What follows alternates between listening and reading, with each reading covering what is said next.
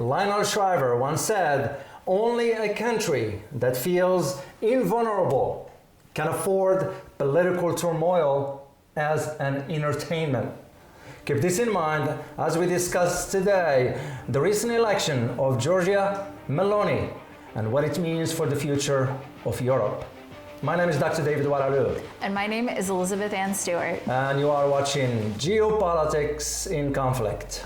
Io sono Giorgia, sono una donna, sono una madre, sono italiana, sono cristiana, non me lo toglierete! In Europa sono un po' preoccupati dalla Meloni. Che succederà? E che succederà? Che è finita la pacchia. Giorgia Meloni, who's set to become Italy's first female prime minister. The Democratic Party have already conceded. I think warning the Italian parties that the EU is watching this very carefully. If Giorgia Meloni does not play the game and tries to go against the EU, then she said, we have tools. All right. What's going on with Europe now? Or Italy, that is. Italy, but I think you said it right. I think it's not just Italy, it's Europe as a whole. And, you know, the election already happened, so we're not really going to be talking about that. No. But we are really going to be talking about what this means for Europe going forward, because we're seeing a lot of changes happening in Europe. Yeah, which means now the unpopular or sort of populism is coming to Europe. Why is this, you may ask yourself? There are a lot of factors, and one at the top that comes in is economic conditions. Absolutely. Let alone because pretty bad. Yeah, well, that's common sense what's going on in Europe right now. We're all aware of what's going on. Let alone what just happened 2 days ago with Nord Stream 1 and Nord Stream 2. Which is another conversation for another day. Huge conversation though. So the idea of the election in itself, it's not about the far right and all this, does it matter, does it not? It's not our place to. Absolutely. What we want to talk about is the future of Europe. Yep. Because any direction starts with the first step. Absolutely. And in my opinion, the election of Giorgia Meloni is the first step, because you're looking at other countries. Bulgaria. Yep. Slovakia. Yep. Poland. Hungary. Yep. Even France and Germany themselves internally, which, by the way, just FYI for you to know, Western media is now reporting the demonstrations that took place yesterday in Germany.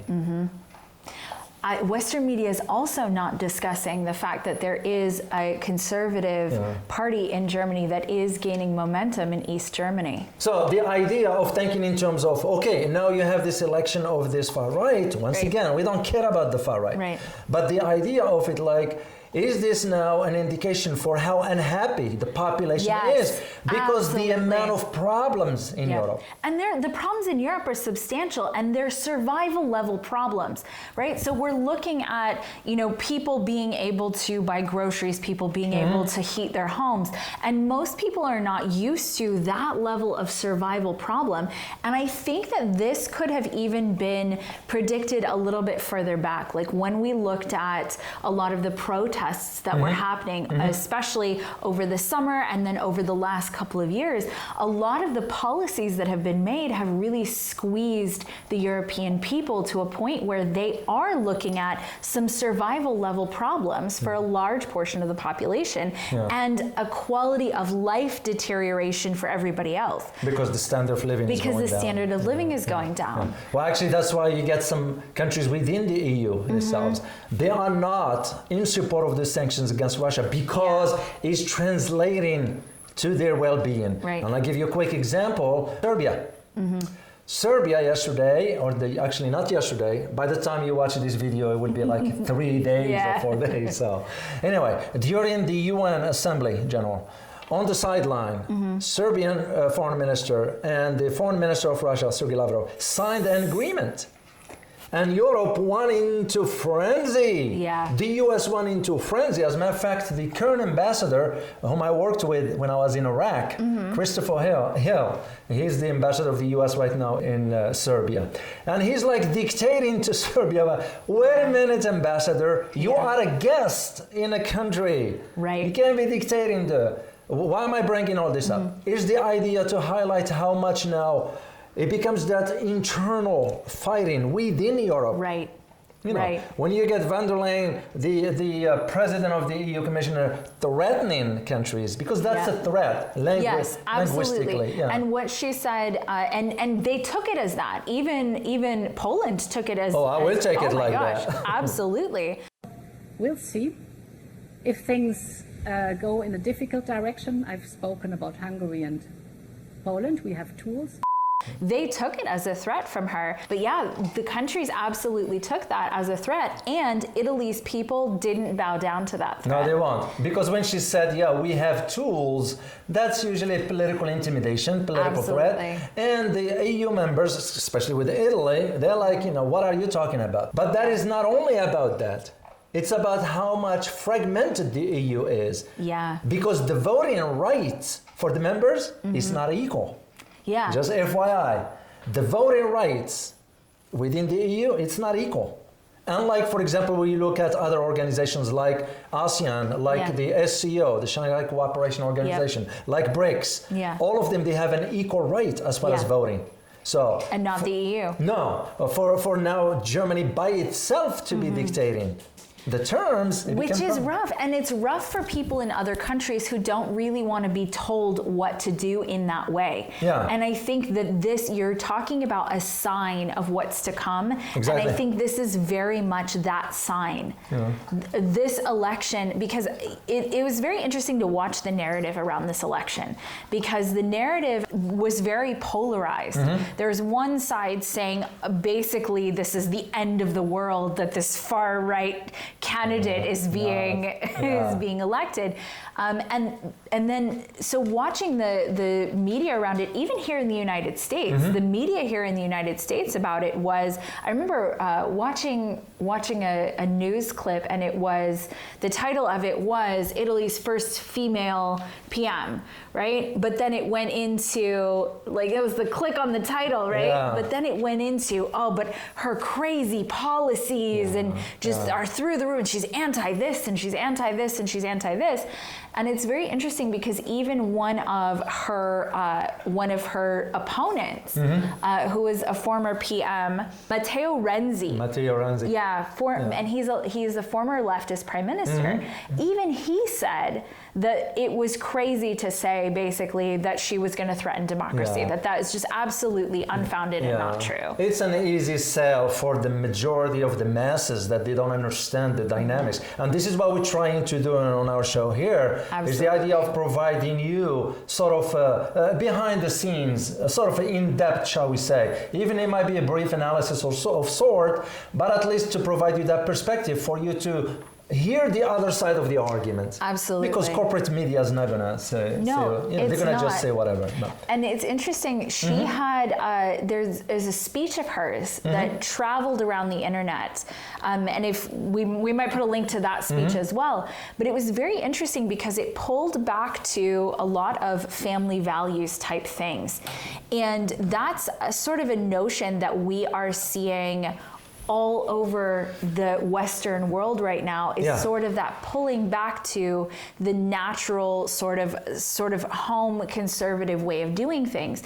Now, whether you agree with that or not, that is absolutely up to you. But there is a reason that that's happening. Yeah. And so there's a phenomena called a pendulum swing. So when you have a lot of fighting and outrage over something, which it very, very often there's legitimate reason for it. There's a legitimate reason for people to be upset about a particular situation. But the pendulum swings. You know how pendulum swings back and forth, right? So it swings really, really far in one direction. And when it gets to that really far position, it tends to swing back the other way. And so a really great place to be is kind of in the middle, because that's where most people end up. But what we're watching right now is a pendulum swing between where we kind of got to and policies that ended up, because they're on the far end of the pendulum swing, they're not serving people, because most people aren't on either side. Most people are in the middle. And so that pendulum is starting to swing the other way, and we're watching it swing in real time. Yeah. Well, the idea of how now this election in itself will indicate for the future political direction or trajectory of Europe, it's remained to be seen. It's unclear, as I always argued, and this is my personal opinion, that Europe is like the child that never grows up and is always in constant need of direction and discipline. Well, who's disciplined in Europe? Is the US. Let's just say it straightforward. Because there's no way to say it otherwise, because we don't sugarcoat things here. So becomes the question of, is Europe, or does Europe have a foreign policy to stand on its own? And the answer is no, it does not have one, because that's straightforward. So the other aspects of this, it has to do with countries like France, Czech Republic, Germany, and others that now they start to witness the anti-Russia sanctions is waning. Yeah. So you start to notice this. Of course, the energy cost as when are getting closer by. And with the incident of the two pipes, Nord Stream 1, Nord Stream 2, it just makes now people even more nervous. And this is why we wanted to come on I think they should be more nervous. Yes. I think I don't know how they're going to fix that problem, but that's a legitimate problem. And speaking of Europe, how some countries like Slovakia, which we didn't hear about, Slovakia had demonstrations. 5,000 people went to the streets yesterday. That's a lot. Once again, by the time you watch this video, it will be about 3 days or so. But they went to streets yesterday, 5,000 people demonstrating, because they said enough is enough. Yeah. So people start to, could the election of Prime Minister Giorgia Meloni will be the first of a trend? And I think so, and here's why. If you look at the way that humans work, people don't like to have their standard of living decrease. No. And you can run the narrative of here are the good guys and here are the bad guys. You can run that at first when there aren't any real costs to people. But the moment that there's real cost, that's when people decide, wait, I need to really be paying attention to what's happening in the world and not just resting on what other people are telling me. Because they can tell, they start to realize that those policies are not put in place for their best interest, despite what's being said, despite what they're being told. And so only when people start to suffer do they realize that the people that they thought were looking out for them aren't. I do find it very interesting that in Sweden, which Sweden just had its elections as well, the far-right Democratic Party came second. That's interesting. That is very interesting, because usually back, if you follow a little bit of elections in Europe and all that, those kind of parties will be like far distant, the fifth, the sixth, whatever. This time he comes a second, and he tells me personally, same thing now is going on in France with Marine Le Pen. Well, Marine Le Pen's been getting closer. That percentage now is shrinking. So it's just a matter of time, because this is why we're saying that the election of Giorgia Meloni can serve as an indication for what lies ahead. Absolutely. The question that will remain is how the United States is going to deal with that. The reason being because we do have a military base in Italy, of course, as part of NATO, but also we have other stuff like in Naples and certain other areas. The U.S. has a very similar situation happening here right now. We have midterm elections coming up very, very soon. And there is a very polarizing narrative that's coming from every level of government right now about this right versus left situation. And, I can't speak for you, but I can speak for myself, believe that there is value in all people, in what they believe. But that's a big narrative that's happening there and also here. So it's not just isolated to Europe. It is also a conversation that's happening here. The video that went viral of hers talked a lot about, family values and identities and all of that. And there is that same conversation that's going on here. Yeah, well, because also the energy aspects of it. Yes. It's not just Europe suffering from that. We are suffering of it. Absolutely. We are suffering from it as well, because we're paying high prices at the gas stations. By the time you see this video, by the time you guys see this video, we will have had another video that had to do with Walmart and Target and large retailers canceling billions of dollars worth of inventory coming in for the holidays to realign their inventories. But the reality of that is that if they're canceling it, they see something coming. And you are absolutely right in the economics. We're seeing the signs early. So just because something isn't exactly here right now doesn't mean that there aren't indications that it's coming in the future. So one of the key questions is what will happen now that you got a member of the EU, an influential one like Italy, with the prime minister or the prime minister statement saying that she's not in favor of sanctions on Russia. Absolutely. Why? Because Italy depends on gas from Russia. Yep. Now, could this mean that's an opportunity for Russia now to widen the wedge between countries? So that's very interesting. And I very recently she talked about perhaps going back on that a little bit. So you asked a very interesting question before we were talking, as we were talking about that. What is that question? I forgot. The question was she pressured? Oh, yes, you're right. And one of the things you talk about all the time, David, is that, being a politician, you're not in a vacuum. You're not all by yourself up there. And especially something she, at least publicly, so there have been a couple of different rumors, let's say, about where her affiliations really lie. Do they lie with the global elites or do they not? And so it's very challenging to take on a large group of people in that way. So I'm curious about your question. They are powerful, but the way I see it working is moving forward is the idea of what will Russia do, given it's almost like Russia, this could be an opening for Russia. Yeah. But will it widen or not? It's hard to tell. It's very hard to but you're seeing the trends in Eastern Europe, like in Hungary, like in Bulgaria, like now it's Serbia. They are realizing more and more. Yeah. Maybe the sanctions wasn't a smart thing to do. Overall. It's interesting that you talk about that, because when so many people are starting to go back and forth on that, it totally disintegrates the narrative of Russia bad, Ukraine good. Yeah. It's very interesting to watch the reality of that unfold. Yeah. And with all this in mind, the American people have no clue that we are still sending money to Ukraine. A lot of money to just Ukraine. Yesterday or the day before. By the time you see this video again, it will be 3 or 4 days. The administration approved $12 billion.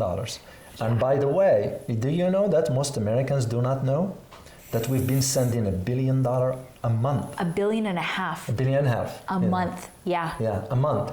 Absolutely, a month we're sending to the Ukraine. So where's that money going? That's a great question.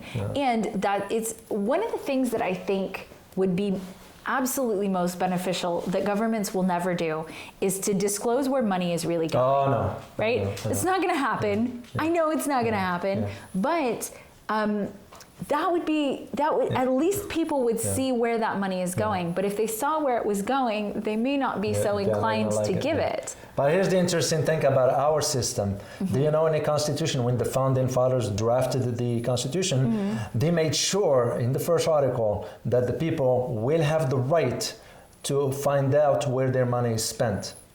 That is very wise. So the founding fathers were thinking about it in terms of, it's almost like they force,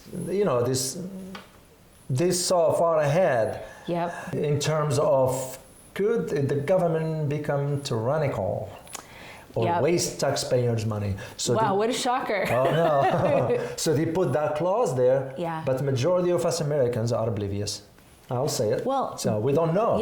We don't know because we're not willing to research and read and educate ourselves about. And even if people do know, what are they going to do about it, right? So that's the other question.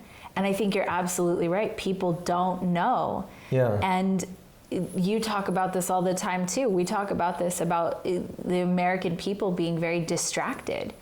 By design. So there was a study that came out that said actually working less, so working a 4-hour week, created more productivity for companies. So companies actually did better when their employees had an extra day off, right? So 3 days off per week and vacation time and all of that. They were actually more productive. The company did better. But how many industries would that crater here in the United States and all over the Western world? Because we have the big Amazon, Walmarts of the world for convenience. We have fast food for convenience. We have Netflix to distract us and keep us busy in our own minds. And so all of these businesses that are built around convenience, if people had time to really cook, what would happen to fast food? Yeah. That's true. So I think that they're bringing this back to our topic. I think that there's a very interesting push for that type of a life that you enjoy a little bit more. Yeah. Well, that's why it will be interesting to see how Europe will move forward now with the upcoming elections, because they do have more other elections coming up and so forth. Yep. So it will be very interesting to watch where the trends are headed and how the Europeans might move forward. As I said, Italy is just the beginning. Yep. But which direction it's going to go is not clear yet. Yep. Because the EU, Brussels still have some tools that they can exert. Some tools, huh? Yeah, they can exert pressure on Italy. So to what degree Italy can sustain that, I do not know at this point. Where the Italy drop the EU altogether, I don't see that happening. Yeah. But the shift in the population mindset as far as where things are headed, it doesn't bode well for Brussels. Absolutely. And that's one of the key things, if you want to take away from this video, is understanding that that trend is going to be headed in some unknown destination. And it will be interesting to see what we will find out. Well, here's the question we're going to leave you with before we check out here. So, will the whole of Europe soon be gripped by a wave of populism? Leave us some comments in the comment section and we will respond to you for that one. So, as always, prepare yourself for the changing world order. Till next time. Bye-bye.